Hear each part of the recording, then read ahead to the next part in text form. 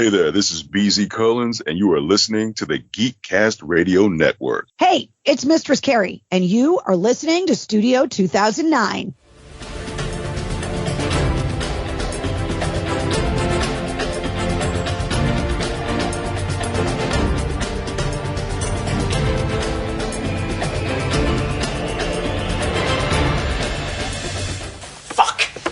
There is nothing wrong with your podcast player. Do not attempt to adjust the volume. Should I set it too fast? Slow down, Mike. Slow down. Fuck. There is nothing wrong with your podcast player. Do not attempt to adjust the volume. Hello and welcome back into our studio. You are now inside Studio 2009, only on the Geekcast Radio Network. This is 31 Days, 31 Podcasts. I'm, of course, Steve J. and Mike. Joining me once again, as always, is Mr. Dave Draper. Hi, Dave. How are you? Oh, super. Thanks for asking. Super Dave, that's right. Good old Super Dave. Gotta love him. Super Dave Osborne, yep. That's right, that's right.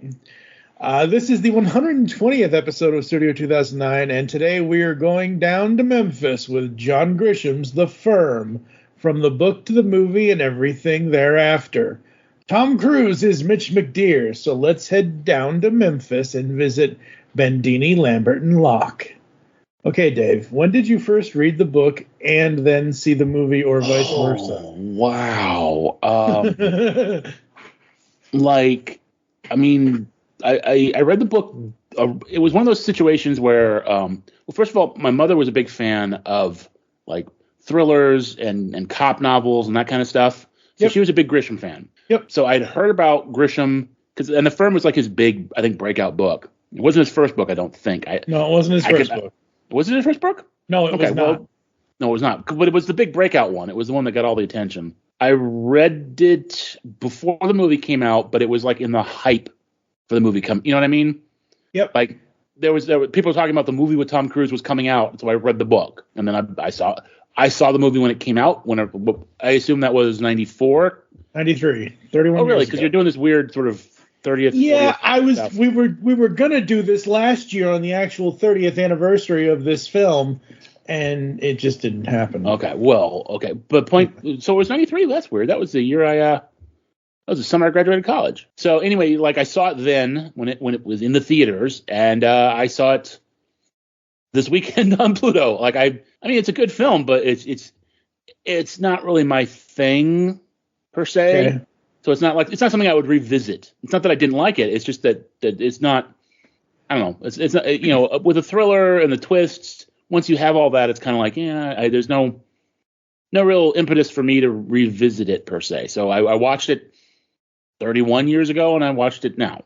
So okay, yeah. So the first thing according to Wikipedia. I thought A Time to Kill. Yes. 1989, A Time to Kill. Because I like this and I don't like this.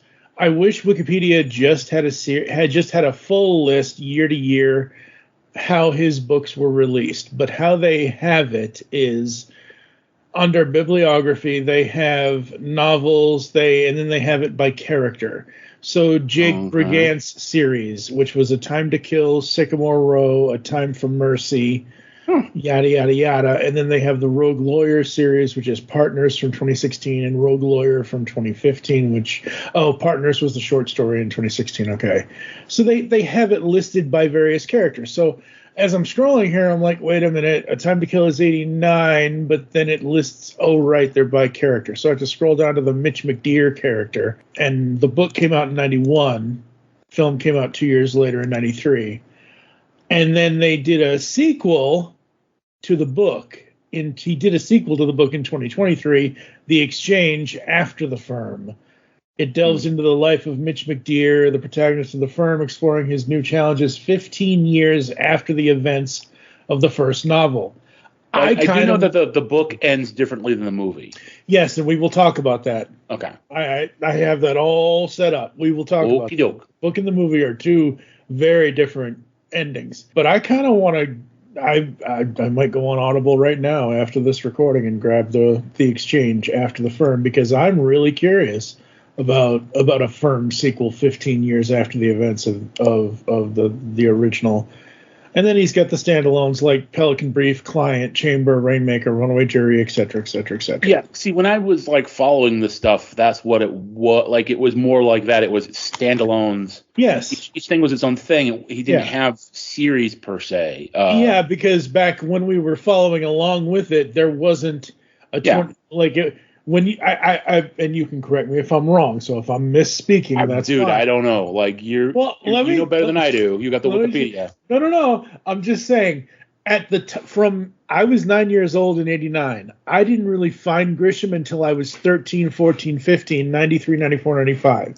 So I think when we were keeping up with it, when you and I were probably keeping up with it, like you said, you were in college. I was out. The critical thing is I was just out of college. If I had been in college, there was no way I was reading Grisham. I was busy trying not to flunk out of college. Right, exactly. So my time for Grisham would have been the mid '90s, which I think is when he was really sort of ascendant, because he did a Time to Kill first, and that I don't know if that did really great, but it did well enough that he did The Firm, and that was huge. And they went back and probably republished Time to Kill and like a new. From the author of The Firm. Well, they always did stuff like that. And that's when they made the movie. I was following him back when his stuff was getting turned into movies on the regular. Yes. Like big movies. I mean, he might still be getting stuff on Netflix or something. I don't know. But like it was, The Firm, Pelican Brief, Time to Kill, Runaway Jury, The Client. All those like that. And then like at some point, I guess he went into doing series. We talked on the off air that I'm a little like, 2023, he did the sequel to The Firm. To me, that's kind of sad. Like, I'm excited about it. To me, it's sad because it's like, because when you brought this up, I'm like, I haven't thought about John Grisham in years. And I think a lot of people probably haven't thought about John Grisham in years. And it's like, look, here's a sequel to my most popular book. Pay attention to me. I get sad when people revisit stuff that like when they try to do something different and then they go back to what made them big in the first place, long after the fact. Right. That whole, like I said, like the whole, hey, remember me? Remember that thing I did that you love? It's like it's like Dan Brown doing another. That was always a series. The Da Vinci Code. The character from the Da Vinci Code was in a couple of books originally. It was a series to start out with. But just like, I don't know, just when they always go back to like their roots to like get attention again. I mean, almost kind of like with the prequels in Star Wars, just going back to the well one more time to get attention. But again, there was always this. In that case, there was always a story that had been promised, that had been suggested. So it was, but like, I don't know. I'm digging a hole here. I'm sure a lot of people are happy to see Mitch McDeer come back in his Cayman Island. So you said you said the perfect thing. You have not thought of John Grisham in years. Yeah. And I'm kind of the same way, because I think of, like you've already said and we've already said, I think I've only ever seen A Time to Kill once, the movie, and I know I've never read the book because I saw the movie and the movie was okay, but it wasn't my thing kind of thing. And like you're saying with The Firm's really not your thing, but since it's Grisham and it's me and it's podcasting, it's whatever, fine. But I'm the same way as you. 92, 93, 94, 95, 96, the whole 91, the whole of the 90s is when I knew Grisham. And actually, wait a minute. Wait, hold on. I'm looking at the movie adaptations. That's why I'm like, wait a minute. Time to Kill didn't come out in 96. The movie did. The book came out. Yeah, the movie did. The movie got made after the fact because again, The Firm was the big hit, and that everything was like riding that wave. Yep, exactly. And I liked reading his books. I liked when I was 13, 14, 15, etc. I liked The Firm. I liked Pelican Brief. I liked Rainmaker over the Chamber. I did not read Gingerbread Man. Runaway Jury. Those are some of the. I mean, at this point they're not later, but at the time they were later books, and I was like, I sort of lost interest in keeping up with that stuff. Runaway Jury. I love Runaway Jury. I'm definitely, if it's you, if it's somebody else, I don't care. I'm doing a Runaway Jury episode, even though that came out 11 years ago. I missed the 10-year anniversary on that one. But really, that was 11 years ago. 2003? No, 20. Oh shit, 20 years ago. Sorry. Yeah, I thought my mom was still alive on that one. Yeah. 2003. I was looking at it wrong, and my head went the other way. Went to 2013, not 2003. 2003, yeah. But he's a writer that I enjoy reading his stuff. I think his books are great, the ones that I like. There's some that I do want to catch up with and see. Like I said, I didn't even know there was The Firm, the movie version of The Firm, and even the book too. It's back in this era of books and television and not television, film, where it's a beginning, middle, and end. And this is, I say this all the time. It's okay if a movie or a book or whatever has a beginning, middle, and end and does not leave you on a cliff or does not leave you expecting more. There's a difference between expecting more and having expectations at the end of something and then wanting more of that something. I read the book again and I watched the movie again, and I was perfectly fine with this story, with The Firm as it is. And then I started doing research for this podcast episode, and I found out that there was a sequel, and it got me excited because I'm like, I love these characters. I'm curious to see 15 years later, after the events of this, what is going on. I'm curious about it. I don't know. It's just the way it is. But 1993, Tom Cruise, The Firm. Oh, boy. So I've been taking screenshots today. I took 2 screenshots. I did not tag you in these screenshots, but I took 2 screenshots. One of him, it's when he's chasing after Abby. Okay. I made sure it was just him in that frame. And the quote on Facebook is, Mitch McDeer or Ethan Hunt? Can you pick the Tom Cruise character? Because that running scene when she runs out of the house, and I know I'm jumping ahead, but we'll go back to the beginning. Way ahead. But, yeah. But when she runs out of the house and he runs after her, the first thing I think of is how he runs. I mean, the man has a weird running, whatever. It is what it is. I'm not making fun of it. I'm just saying the first thing I thought of was Mission Impossible, because we've had 7 missions of Tom Cruise running. And that's the first thing I thought of, and I thought that was hilarious. But yeah, Mitch McDeer, we're going to start here with the film. Well, overall, let me just say it was an interesting thing to rewatch it.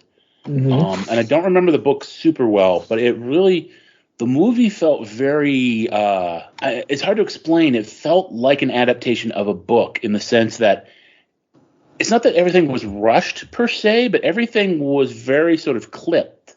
You know what I mean? Yeah. Like a lot of stuff happens in that movie. Yeah. And that movie's not like 4 hours long. It's, it's like boom, boom, boom, boom, boom, boom, boom, boom, boom. Yeah.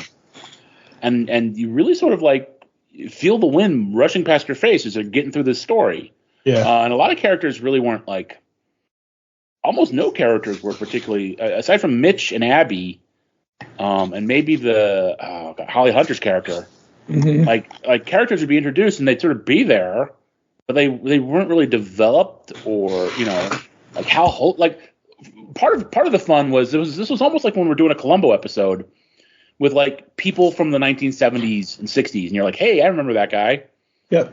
This was like Hal Holbrook. Can't remember the other guy, the other major partner, but he's been in everything.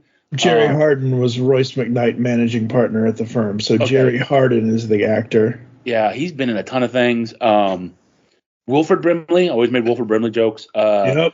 Gene Hackman is in that. I was like, oh yeah, he's in that. Yep. Ed Harris is in that. The guy who plays Adam Schiff from the original Law and Order, the original DA, is the CIA guy or the FBI guy. Yeah. He's the CIA guy. Well, FBI, whatever. Where is that line? Damn it! Oh, here it is. So the funny thing about The Firm, and I never knew this because I have not look, we have movies that we watch all the time. Okay? We have things that we think about all the time. Ever since 2015, almost 10 years ago, La La Land Records, the soundtrack company, the movie soundtrack, TV soundtrack company, released The Firm soundtrack, and I have it, and I have the music. I have all the music by Dave Grusin, and I have all the songs that.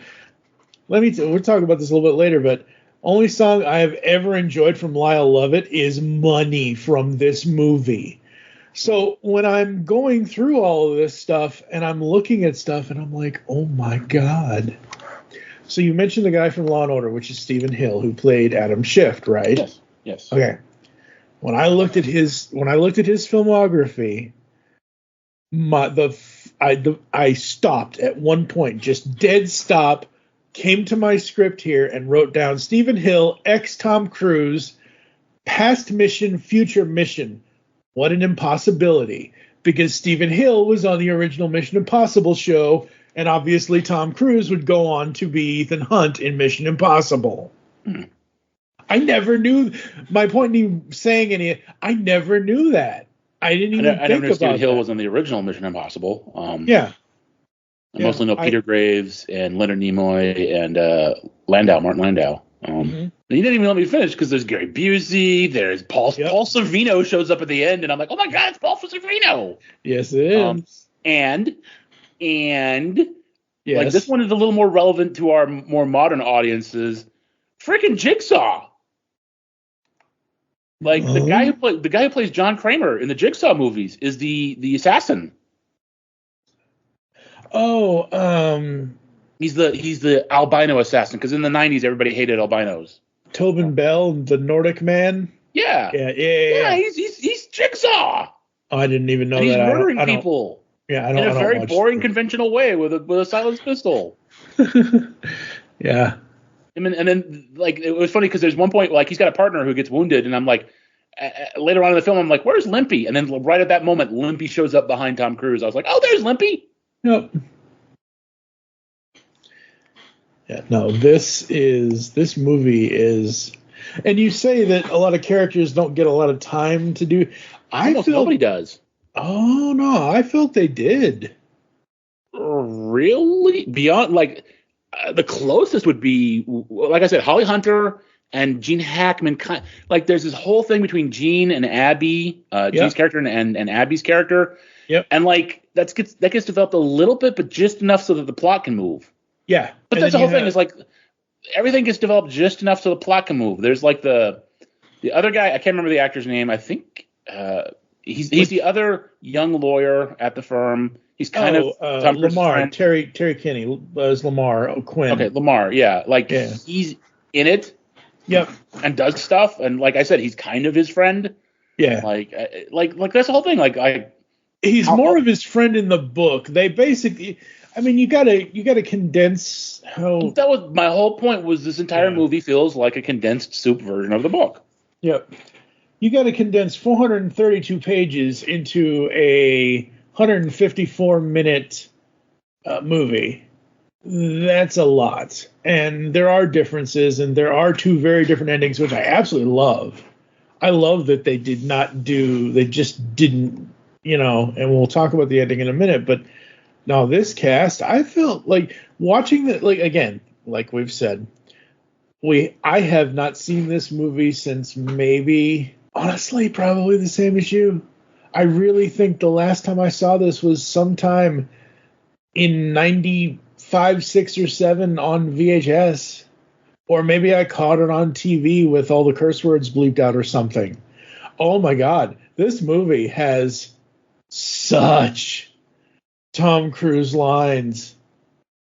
I mean, obviously they're written for his character and everything else, but like when he curses, when he says fuck when he's in the office, and then he says something else later. I've got the audio somewhere, but I forgot what the actual thing is. But I enjoyed this. Like, I would watch this again.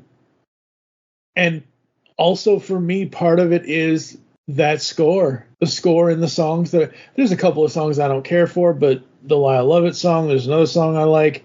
but the jazzy kind of, it's like jazz meets mystery music. I don't know what you would call detective music. Yeah, I don't know, but like the overall theme in this is that everybody knows what the theme is, and unfortunately, you can't put music in podcasts unless you own it, folks. Not anymore, anyway. So, but like everyone like if you see the trailer, if you hear a piece of this music, you're gonna know what I'm talking about. And can I just confess something? I literally just watched it yesterday, and I can't remember any of the music. That's okay. I completely understand. But it's just one of those things where I just love this experience. I just absolutely love it. I think it's great. I think there are so many different characters and so many like movies today. Sometimes movies today will have like various actors in them, but they kind of all blend together as kind of the same character because writing today isn't what writing was back then. And granted, this was a novel first, not a movie first. So this is a adaptation of a novel, and the man can write. Grisham can write. He's an amazing writer. He's an accomplished writer over his career, and he was a lawyer before that. So, going from being a lawyer and being in politics and all that stuff to being to be fair, and I think the movie touches on it. It doesn't really like focus on that, but part of being a lawyer and part of being a politician, both, is being a storyteller. Like when you're in front of the jury, you're telling a story to them. So like it's not as mind-boggling that a guy who was a successful lawyer would become a successical author. Oh no, I'm not saying. No. I phrased that a little wrong. Like I didn't mean to like pick on you. It's just more like, yeah, he is a good writer because that's part of storytelling is a skill in being a good attorney or a good trial attorney anyway. I mean, absolutely. Mitch actually is more like the boring numbers guy, which is how he gets him in the end. The boring numbers stuff. Yeah. He's not the guy in front. He's not I can't remember Sam Waterston in Law and Order giving the big final thing to the jury. Jack McCoy. Oh, I love Jack. I almost said Sam McCoy. Good old Jack. Oh man, I love that guy. It's so great. But yeah, no, I enjoyed this. I enjoyed the hell out of this, and it was so fun. I think the only thing I noticed this time around, because again, I've only seen this 2 or 3 times in 31 years.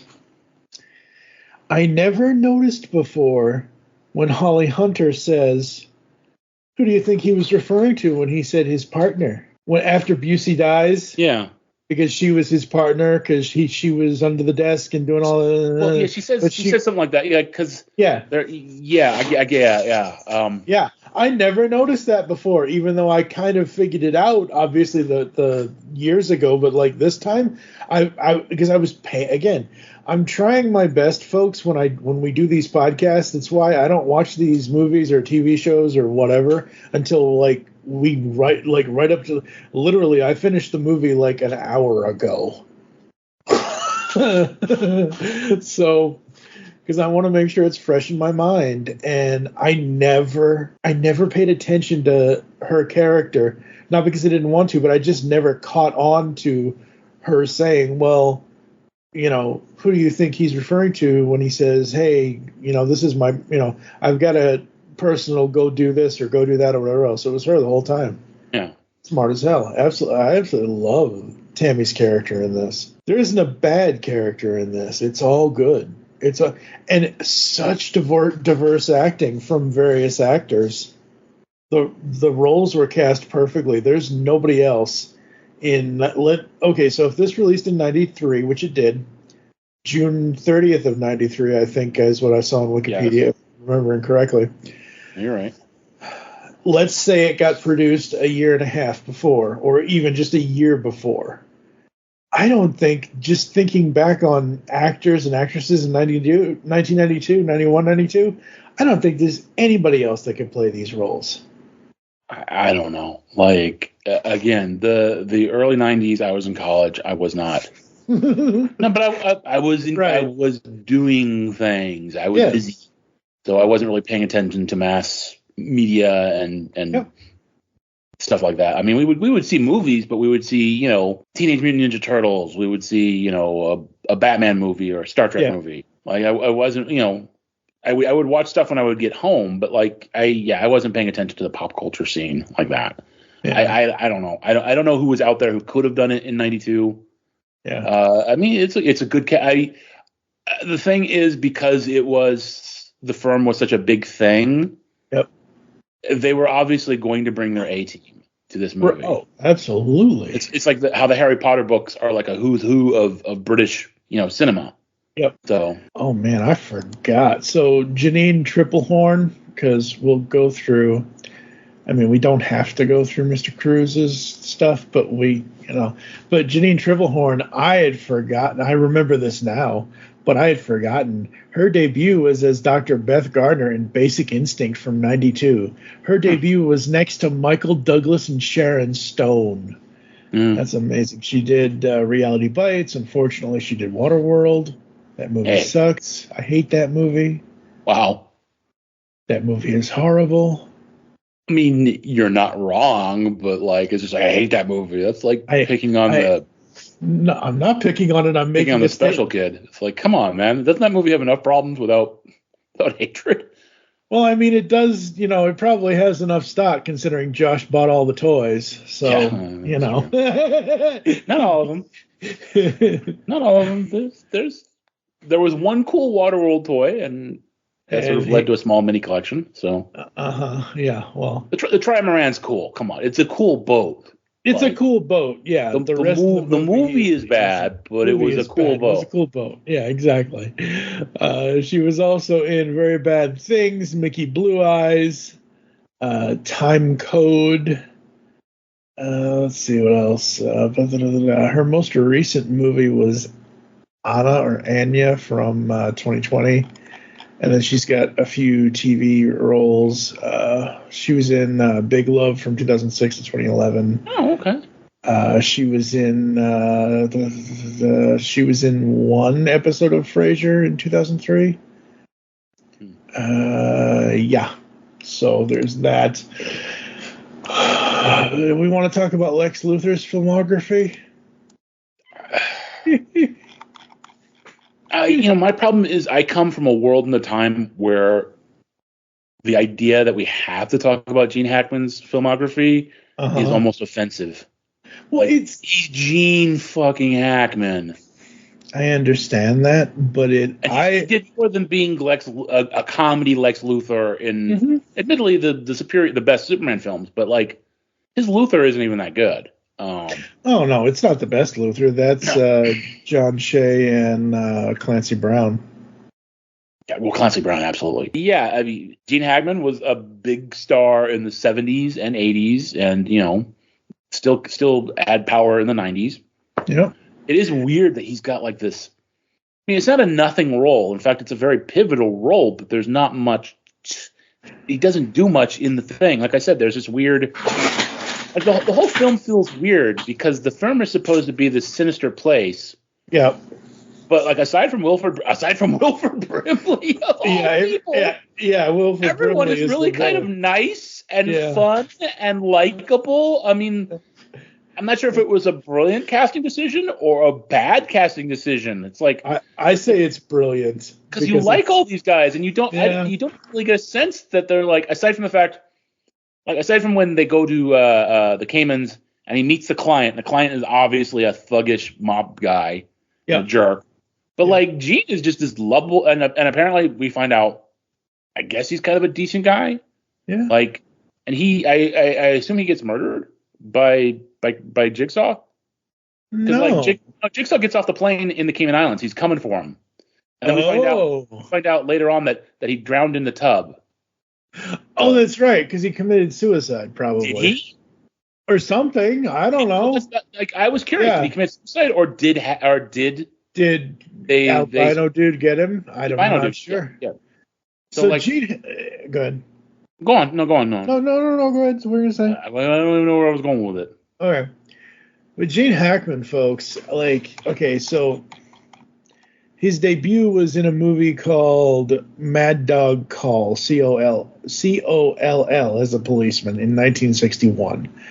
So 30 years later in the 90s, I think, like, this is, like, he had a bunch of films. Obviously, yeah, The French Connection. The French Connection. There's Superman 1, 2, and 4, because he wasn't in 3.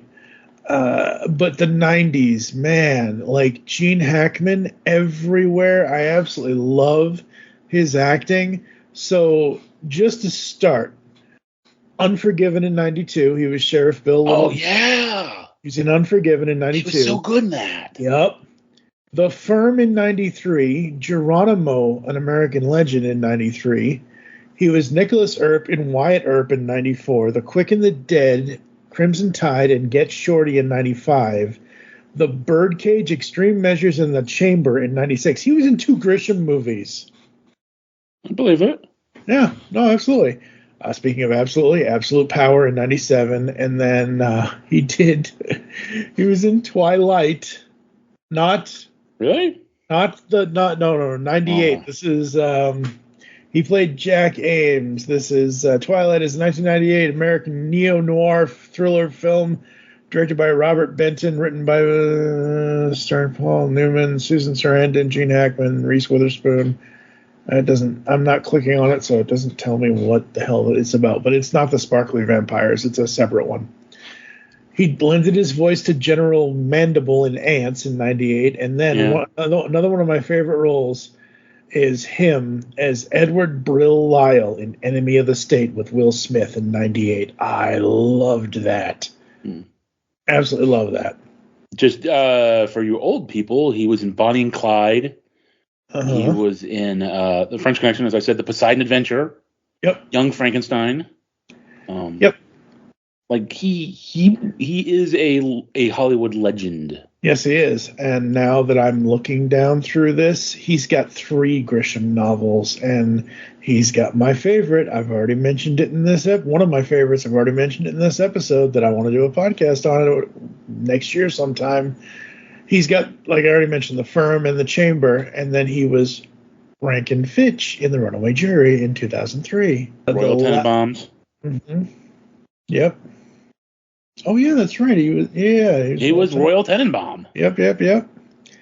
And then TV credits, not as much as movies, but still, it's interesting. That's not surprising. There for the longest time. No, for the longest time, there was a stigma. If you were a movie actor about being on TV, that's changed now. Yeah, that's changed. But like it was a big stigma if you. It was considered lowering yourself to be on TV. Absolutely. And of course, we're forgetting that famous episode of South Park. Yes, famous Hackman. Hackman. We're not going to go through all this because I can practically tell you by memory most of it, but I mean, it's Tom Cruise. Like, I mean, he's got controversies, he's got litigation, he's got all kinds of stuff, but none of that was the case in 1993. He was not at all. He was still considered cool and on top of the world. And I don't remember when Rain Man fell exactly, but like that was the movie that sort of pushed him from being a box office guy to being like people considering him a serious actor. Yep. So like he had it all back then. Yup. Okay, so it was before The Firm. Yeah, 88. Yep.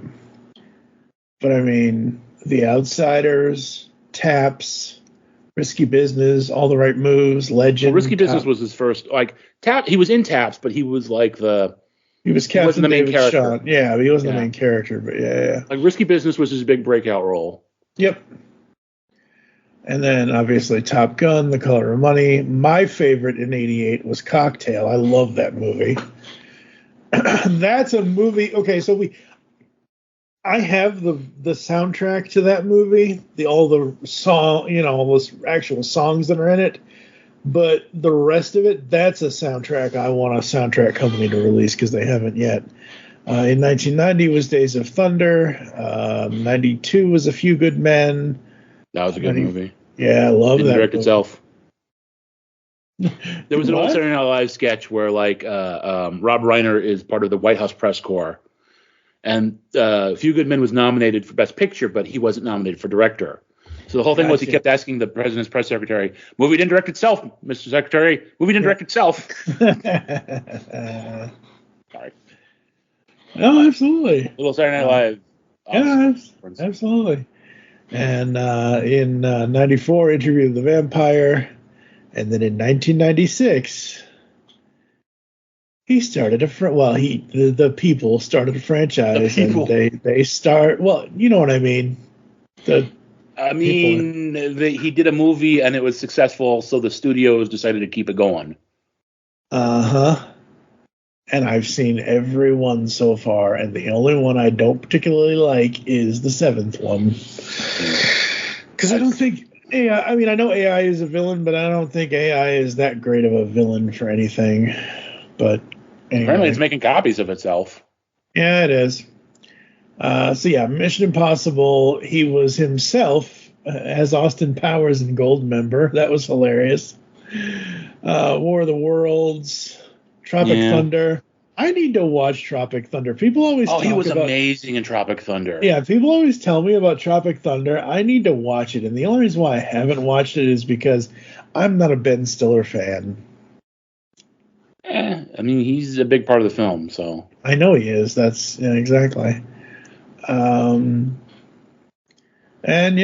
we got Dead Reckoning, and we had I still haven't seen Top Gun Maverick. I've been avoiding that. I've been really avoiding that. But yeah, that's Mr. Cruise. Overall, the firm just so good. And then Holly Hunter, you want to talk about an actress who has a very varied filmography. She debuted in The Burning in 98, and in 1981 is what I meant to say, not 98. 1981, The Burning. She did Raising Arizona in 87. Yeah, she was in Broadcast News in 87. She was in, I think, with Richard Dreyfuss. Yes, she was in Always in 89. The Piano in 93. Obviously, The Firm. Copycat, Home for the Holidays. And then, go ahead. I was gonna say I was jumping ahead. She was the senator who got blowed up in Superman vs. Batman. Oh yeah, that's very true. Batman v Superman. Poor Senator Finch. But I would say one of her biggest roles happened in 2004 because she is the voice of Helen Parr, aka Elastigirl, in The Incredibles. She's done a bunch of TV. There was a show. Oh, that's right. So you mentioned the original Bonnie and Clyde? Yes. I watched the 2013 miniseries about it. This was I think it was on TNT. And again, it goes back to music for me. I had the music. I had the soundtrack from La La Land Records. It was on A&E, History and Lifetime.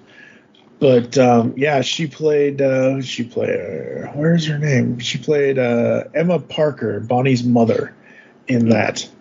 Absolutely love that. And I swear there was another one that she did. She's supposed to be.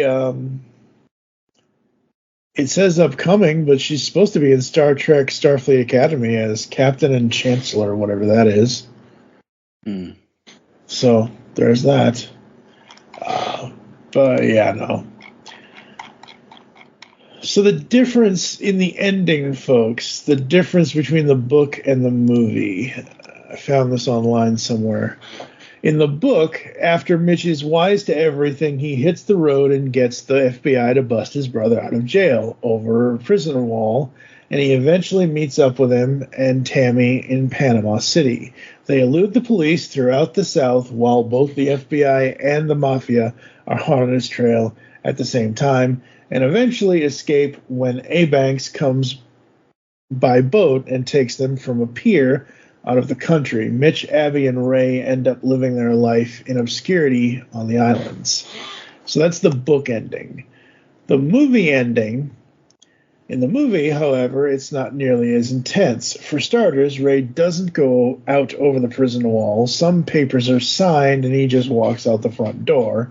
As for the climax, there is no massive manhunt. Instead, he sees that the firm is overbilling clients, so he has the friggin' balls to confront the Moraltos and tell them that that's the big secret he knows. So the mob is just like, oh, okay, whatever. So now he's off the hook from the mob, from the FBI has paid him almost $1 million. He quits the firm and goes back north. In the book, it would be unheard of to quit knowing what he knew. In the end, they just leave Memphis and go back to Boston. I think I like the book ending better as far as like the overall story, but the movie ending is okay. It's fine. It's very sort of serviceable. Well, it's like it kept reminding me of how the story about how they got Al Capone for tax evasion. You know. Yep. It's because he takes the firm. Like the whole thing is the FBI wants to take the firm down. Now what they really want are the mafia clients, but what Mitch does is he manipulates things because what they want him to do is to give them confidential information, which will screw over his ability to be a lawyer ever again. Right. Even if he manages to escape any charges or whatever, like he gave away confidential information, which he's not allowed to do as a lawyer.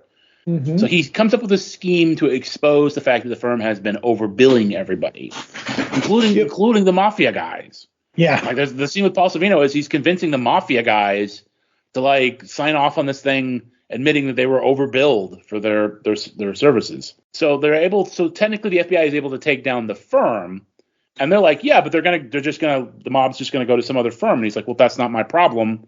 That's, at least you get these guys taken out. Yep. But he's able to do it all legally, all nice and above. Well, I mean, there's a lot of shenanigans and a lot of hiding stuff but he's able to do it in a way that he's able to continue to practice law. I mean, nobody's allowed to quit the firm because the firm is a going concern at the time with the mob on its side. At the end of the film, the firm is screwed and the mob is, kind of ready to cut them loose. So yeah, he's able to leave and go to Boston and part of it is that the way they get rid of apparently everybody is they take them down to the Cayman Islands and go diving, and then things go wrong. Yep. You mentioned A-Banks, which, for people who haven't seen the film, A-Banks is this guy who owns the diving company. I think his son or his dad? His son was killed in one of those accidents, probably as a collateral. Yep. So the whole thing is there's this little, and I don't know if it's in the book, but it felt like in my head it was like a very Grisham-y thing to do this little sort of, oh, they're overbilling and we'll prove they're overbilled, and that way I'll be able to keep my license and do all this. Was very sort of, it's explained very well. It's explained so that you understand what's going on as someone who's not a lawyer, but it is almost like a nerdy inside baseball going after Capone for not paying your income tax. Yeah, absolutely. Which do they reference that? I feel like they mentioned that at some point. They don't. Okay, so he just talks about the overbilling. Yeah. Okay. They don't actually say tax evasion. Well, no. But I mean, mention the fact that they got Capone for specifically mention Capone. Oh, I can't remember if they did or I was just thinking that. Yeah, I don't remember off the top of my head. Is there anything else about the plot or the actors or the actresses we need to talk about? I mean, again, Gary Busey's in it for 5 seconds. It's funny because I watched the movie in 2 parts. And the first part, Mitch goes to Gary Busey's office and we meet Holly Hunter, and I'm like, oh my God, Holly Hunter's in this. Yep. Because again, it's been 30 years. Yep. And then around that time I turned it off for the night and I came back and it's literally it must be 5 minutes later, the guys come in and go, you're asking too many questions. Bang, bang. I'm like, Jesus. If you were watching this in the theater, if you blink, you miss Gary Busey's whole performance. Yup. Like I said, it was that whole compressed sort of we took a big book and we squished it down to fit the show. Yeah. You never see him ask any questions. Just 1 minute, hey, can you ask some questions? Next minute, you're asking too many questions. Bang. Yep. And that's where Limpy gets shot because Busey has a gun under his desk and he shoots Shoots the other guy. Yeah, he shoots the other guy. He does not shoot Jigsaw. Yep. Although Wilford Brimley shoots Jigsaw at the end by accident, by mistake. Yeah, yes, he does. That was awesome. So yeah, the thing I wanted to bring up was, which surprised me.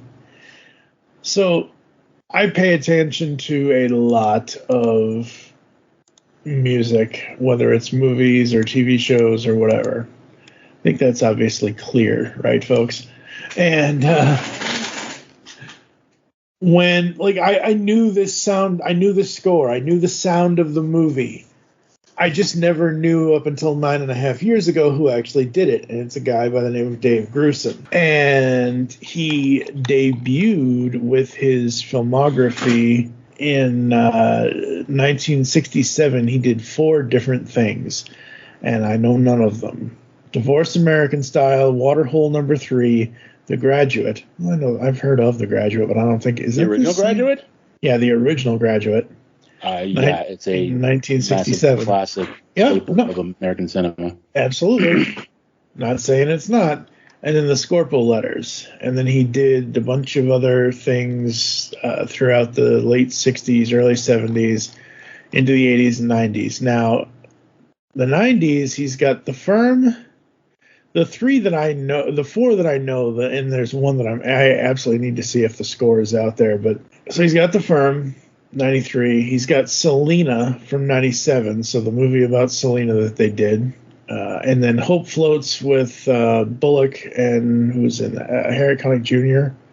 I think is in 1990. Yeah, Harry Connick Jr. with Hope Floats. And then 1999, 25 years ago this year. Oh, wow. It was also directed by Sidney Pollack. I didn't even know that. We got to look at that in a minute. Starring Harrison Ford and Kristen Scott Thomas. It is Random Hearts, based on the 1984 novel by Warren Adler. So Dave also did the music for that.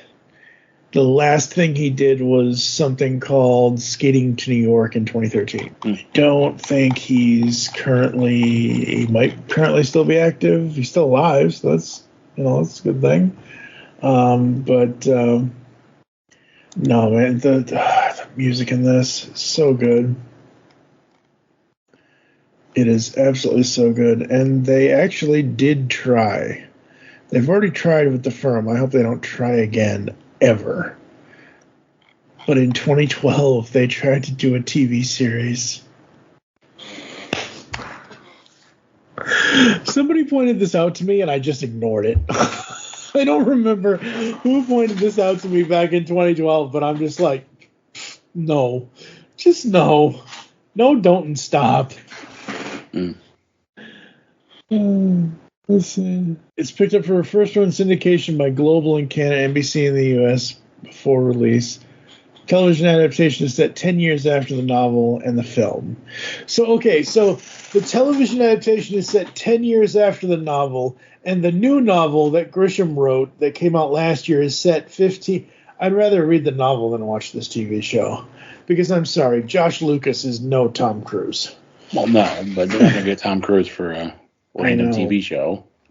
But, like, out of everybody in the regular cast for this, Josh Lucas I recognize, and Juliette Lewis. Juliette Lewis played Tammy in that makes sense. in this. But everybody else, I don't recognize any of them, which is crazy. It's silly and whatever. Overall, The Firm, absolutely love it. I will be watching this.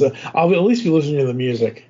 Like, I don't know what it is about that Lyle Lovett song for some stupid reason now. I mean, I had it on repeat for 20 minutes earlier. I'm like, oh my God, what am I doing? Any other thoughts you would like to say about this film, sir? No, it's a good film. It's fun to watch. There's one sequence I thought I was impressed with that I thought was cool, where towards the end he gets on a sky tram and then the albino like runs across. There's like a bridge. Yep. That was kind of a neat, exciting little action sequence. That was good. Yeah, the action sequences that are here are really, for 1993 standards, are really awesome. Yeah, they're okay. It's not an action movie, so it's not a Mission Impossible movie. So it's a thrill. Well, I mean, you could be fooled into thinking it's a Mission Impossible movie with all the running he does. But yeah, no, absolutely. And I mean, I get it. This is stupid, and I know it's stupid. But by the time he was in Cocktail in '88 to the time he's in The Firm in '93, I know that's 5 years difference, if I'm doing my math right, 8 to 13. Or 8 to 9, whatever, you know what I mean? It's whatever. Yeah, he seems younger in The Firm than he did in Cocktail, even though he's older. Oh, he's got this weird Dorian Gray thing going on where he just gets younger and younger every year. Yep, absolutely. Also, I just randomly clicked on a thing and I didn't realize this. The guy I keep calling Limpy, the other assassin, that's Dean Norris. He's Hank from Breaking Bad. Yeah, love that guy. Someone would have rightfully yelled at us for missing that on. For not mentioning Dean Norris. Absolutely, love that dude. He's awesome. He was in a bunch of other. I mean, obviously he's been in a bunch of stuff, but let's see here. Yeah, he's called the Squat Man in this movie. Yes. Oh my God, he was in Police Academy 6, City Under Siege. Okay. I didn't even recognize him in Lethal Weapon 2, but he's in that. Total Recall, Gremlins 2, The New Batch, Desperate Hours, Terminator 2, Judgment Day. He was the SWAT team leader. Well, I mean, okay. Well, Terminator, whatever. Yeah, but I mean, he was wearing a baklava in Terminator 2. Okay, oh my God, I can't believe 2 decades before he had his big break, I didn't recognize him as a random SWAT guy in a movie. But I mean, some of those random guys and gals and stuff, they stand out sometimes. He's got credits in movies that I didn't even remember him being. Literally, when I hear Dean Norris, that's the first thing I think of is Breaking Bad. Yes. That's the first thing I think of. But he was a guard in Money Train. Money Train is the one with Wesley and Woody. Wesley Snipes, Woody Harrelson from '95. He's in Gattaca with Ethan Hawke. He's in Starship Troopers. He's in The Negotiator. He was in The Cell. I think that was a Jennifer Lopez thing. Yeah, that was the one with Jennifer Lopez and Yep. The guy whose name I always forget. He's a serial killer and she's hooked up to his dream machine. It's weird. Or it's her dream machine. She's hooked up to his mind. Yeah, Vince. Oh, I didn't know Vincent D'Onofrio was in that. Yeah, I didn't know. Yes, the guy whose name I can never remember. I think he's a very good actor, actually. Yeah. Yep. And then, like I said, the TV credits is. I didn't realize he was Father Jerry Downey in NYPD Blue for 3 episodes. No, I didn't remember that either. Mm-hmm. Yeah, but Dean Norris, gotta love that guy. He's an awesome actor. Yeah, and I didn't even recognize him in The Firm. No, he was just Limpy. Yeah, he was just there. Absolutely. Or the Squat Guy, apparently, as the character's name. Yep. What? How is he? Man, maybe a brother? Okay, so he's got a credit here for this year in 2024. Law and Order, Organized Crime, which is the Chris Maloney spinoff of SVU, whatever. It says he's Randall Stabler. He's going to be playing that recurring role season 4. Man, I need to read up on Law and Order because I do not know who the hell that is. But yeah, folks, The Firm. I suggest the book. I will suggest the movie, but as much as I love the movie and I love the experience of watching the movie, I'm probably only going to give it a 4.5. I would give the movie a 4. It's well done. It's interesting. I don't know that it's the perfect movie, so it's a 4. It's a good score. Yeah, absolutely. All right, folks, we're going to go to a quick podcast ad break. You're going to hear some podcast ads and some other stuff, and we will come back to close the show right after this. Well, unfortunately, Mitch... Let me ask you something. Are you out of your fucking mind? Hello, geeks and geekettes! Looking for a podcast that covers a vast array of topics?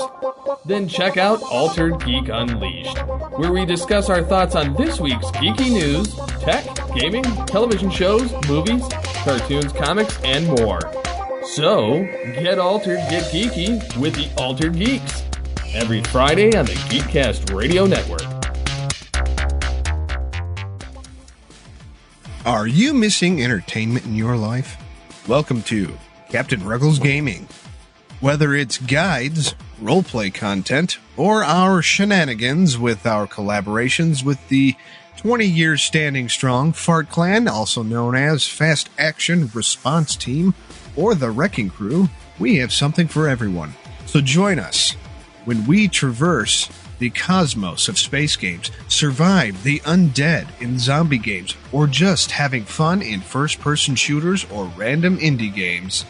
Visit us now at geekcastradio.com and youtube.com/@Captain Ruggles, or Google search Captain Ruggles Gaming. It's game time, and I'll see you out on the battlefield. Hey Jared, I have this idea for a new show for the network. What is it? You know how I liked the 1990s comic book series, The New Warriors? Yep. And you know how at the Long Box Crusade we're trying to get the YouTube channel going? Yes, also correct.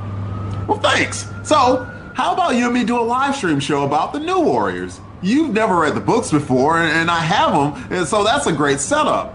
We could give it a catchy name like Come Out to Play. Don't you think that's the greatest idea? Sure, Delvin. That's a great idea. Just one question. Yeah? Why do you have me dangling off this ledge, holding me by only one arm? Oh, yeah. Well, you'll get it soon. I hope. Come Out to Play, a New Warriors podcast, comes to you live on YouTube every second Tuesday of the month at 8 p.m. Eastern on the Longbox Crusade channel. If you can't watch it there, we replay them on the Longbox Crusade Network podcast feed, available anywhere podcasts can be found. We invite you to come along for the ride, or in other words, New Warriors, come out to play.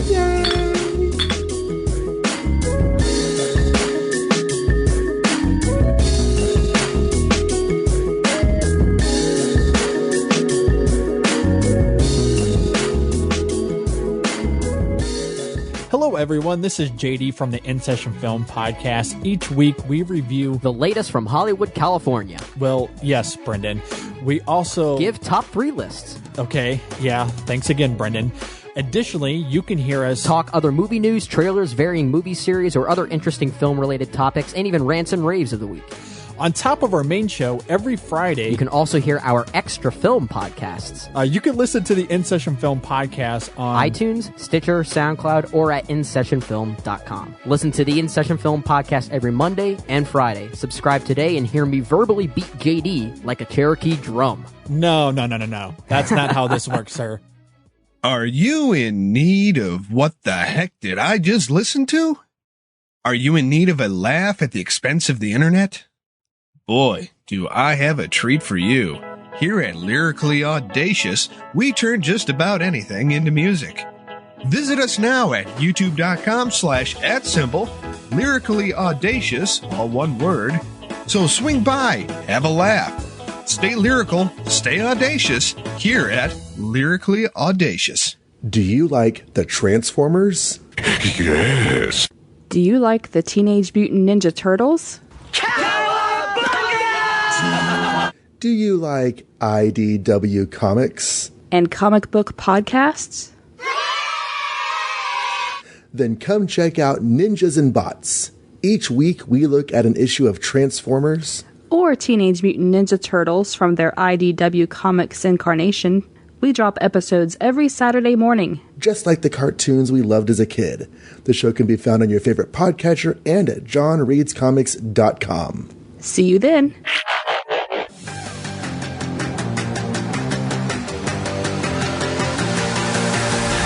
Hi, welcome to Up Nerd. What is Up Nerd? Up Nerd is a podcasting network of shows hosted by me, The Uneven Flow. People have told me I like to talk at them about a pretty wide range of topics, comics, games, movies, books, whatever. And now I'll be able to talk at you. Along with the weekly show will be 2 bi-weekly shows. First we have Find You Pick, a show where one host picks a movie, then both hosts have to watch it. Then the next episode, the other host picks the movie. Each show will have a breakdown of why it is that movie was picked by that host, after which will be a discussion about what it is we just watched. Lastly, we have the show Top 3, Bottom 3. Similarly to Fine You Pick, one host picks a television series, and the next week, the pick alternates to the other host. Here, the episodes of the show are chosen by the top 3 episodes and the bottom 3 episodes, as rated on imdb.com. Yes, this is probably the worst way to watch and review a television show, and yes, that's the idea. On our shows, I'll detail out how you can suggest things for us to watch. You can reach out and talk with the hosts, and maybe even appear on an episode. I hope you'll join me for this exciting new podcast adventure. I swear we're going to make it more than 8 episodes. On the Simplistic Reviews podcast, we talk movies. We talk TV. We talk... Hello, Julie, what the heck are you doing? Trying to make our spots sound more exciting by adding explosions. Yeah, I'm pretty sure you could have got the point across with sound effects, not the real thing. Car. Download this show on iTunes or at simplisticreviews.blogspot.com. I'm sure your insurance company will cover that. No, they won't. No, they probably won't. I'm your lawyer, gentlemen. All right, folks, we're back here inside Studio 2009, episode 120. We've got 11 to go to hit 31 days, 31 podcasts. Can I make it? I don't know, because... I don't know. I'm a little worried about you, honestly. Well, I'm not complaining. I'm just saying there's something wrong with this idea I had here. But, yeah. We've made it to this so far. I hope everyone's enjoying the content and stuff like that. I hope you're listening to the podcast. If you are, there's plenty of ways where you can interact with us by visiting the website, geekcastradio.com, where you can listen to and comment on all of our content. You can also buy merch at shop.geekcastradio.com. You can send us an email to feedback@geekcastradio.com for Studio 2009. Just put in the subject Studio 2009 and whatever episode you're sending the feedback for. You can check us out on Spotify and Apple and all those other podcatching clients that you choose to use. We're on X, Twitter, whatever. We're at Geekcast Radio for the network, at It's Studio 2009 for the show. I'm at TF2 and Mike. Dave is not on social media. Nope. Become a fan on Facebook. Go to facebook.com/Geekcast Radio Network. You can also check out Studio 2009 over there as well. Join us next time when we will be discussing something. The thing here says film here. So it's a placeholder, folks. I have no idea what we're doing in episode 121 at this point. So we got to make a plan. For now, I am TF2 and Mike with David Draper. You'll hear us back in the studio soon.